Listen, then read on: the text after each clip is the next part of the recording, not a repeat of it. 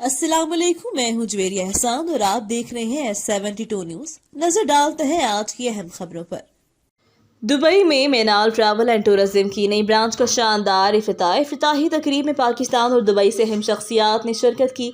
Chief executive Menal travels and tourism Chaudhry Murtaza Ahmed Guraya ने मेहमानों के हमरा इफ्तिताह किया। तहरीक इंसाफ के रहनुमा हाजी अमानुल्लाह अवान, हाजी अहमद चीमा गुजरावाला, चेयरमैन बल्दिया चौधरी अब्दुल करीम बाजवा मेहमान खसूसी थे।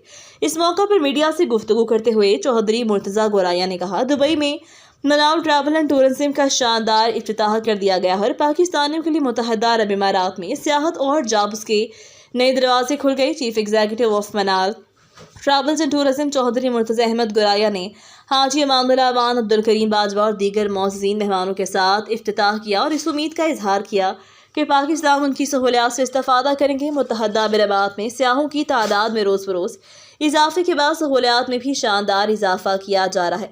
इसलिए मेनाल ट्रैवल्स एंड टूरिज्म बैनुल अक़वामी सियाहों को स्टेट ऑफ द आर्ट सहूलियात देने का अज़्म रखता है। Abdul Waheed, bureau chief, Punjab.